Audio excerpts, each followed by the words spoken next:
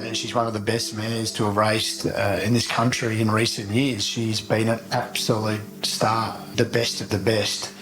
Just an honest mare. You just knew every time she went out into the racetrack, she was just going to give you what she had. In the past 6 years, there's only been 2 mares raced in Australia that have won more than 4 Group 1s, and they're Very Elegant and Winx. So Tofane sits just below those 2 mares. As a foal, Tofane, look, she was a good sort of filly. Probably not an absolute standout, but once weaned in that stage between being a weanling and becoming a yearling and growing thereafter, she just continually developed. She certainly, when you went into the paddock, you always saw her. She'd stand there and almost pose for you, look at you. So whilst we included in our entries for the yearling sales, I felt in my own mind that, you know, we were going to retain her. I loved the makeup of her pedigree on her dam line, obviously, but also Ocean Park, who's a superbly bred horse. Started from New Zealand, and Pam, my co-trainer, out of there, and it was just about 2 weeks before going to the first trial that she realised that she had a lot there, and she rang me out of the blue one evening, just said I could take Ocean Park filly very, very good. It was the 3rd week of September, I think. We were full on the farm here. I was oblivious to the fact that the filly was almost trialling. And at about midday, I got 2 phone calls from a couple of agents to inquire if this filly could be bought. We knew we had something quite special. We were then, I got offered to buy Gordon Cunningham over outright at that stage and bred her. He already said to me, look, we're going to give you first option. We've had phone calls to agents on behalf of Australian trainers, and that she is for sale. Mike was taken by the trial and recommended that we buy her, and the rest is history. Brought her over here and we trialled her, and she trialled well. Damien Oliver decided we'd use Damien to see what he thought of her, and he gave the big thumbs up. He rode her first start and she got beaten. Odds on was around the traps how good she was. And she actually got beaten, and fair and square too. And Damien actually came back that day and just said, look, we all know she's got ability, and she got plenty of it. But at least she learns to harness it. She's got to struggle. It took us a while to get her up. She did win a second start and won it well, but still didn't really relax that well. It was just too good for them. And it was from there on, once she got up in class, user energy got better and better. She came back and started to really push away and take all in front of her, basically. So we knew as a 4-year-old season progress, especially by the autumn, that we had one that was good enough to be Group 1 winner. She's simply a winner. Now that they've worked out the way to ride her, nice and quiet, and Dwayne Dunn got her in the right spot, and they got out nice and wide.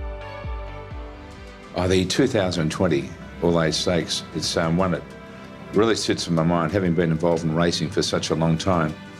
It's probably one of those races which means more to me as far as watching a horse race. She's racing as Pierrata, and Pierrata was having its last start before it was going to stud, and it's trained to the minute, and it's one of those really, really great horses that once it gets in front, it's very hard to beat. And she and Pierrata went head-to-head from the 400-metre mark, and it's one of those classic real battles. Coming hard now is Pierrata and Tofane, the outside. Pierrata and Tofane hit the front together at the 250. It's Pierrata on the inside of Tofane. Pierrata, he's looking to go out a winner. Tofane's trying to spoil his party. It's Pierrata in front from Tofane. Oh, close. Pierrata and Tofane. Tofane really dived right on the peg.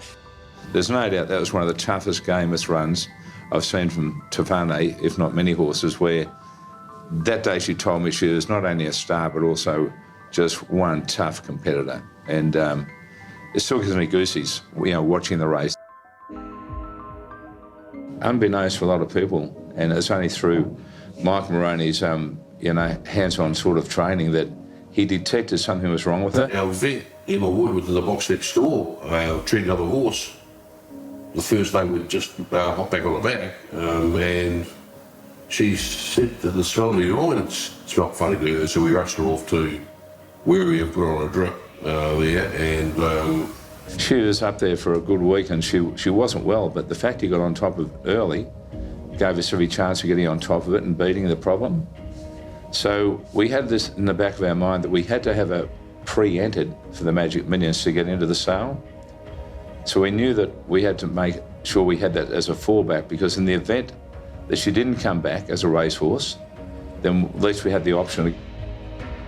If I can't get it right again, well, I think we should race on for another season.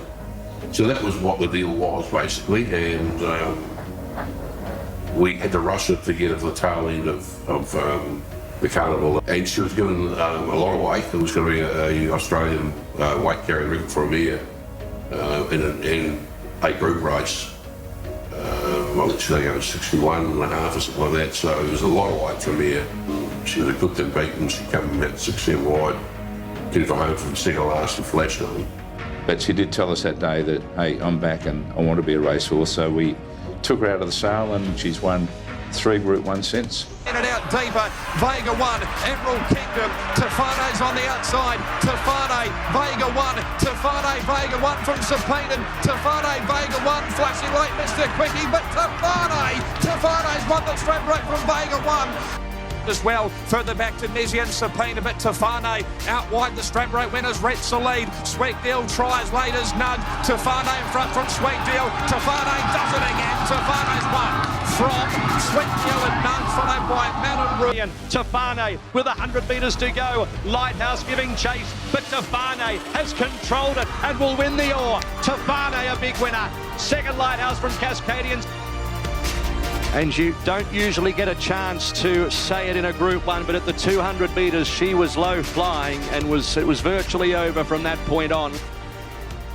We've been privileged as owners to have been involved in such a great race mare, and it's not easy to find great horses, and you've got to give credit to Michael Moroney and his team that to, one, identify her as a horse we should be buying, but more importantly, to prepare her for those big races. Only good trainers do that. Yeah, I'm looking forward to following her career as a broodmare, and hopefully one day we'll be racing a little Tofane.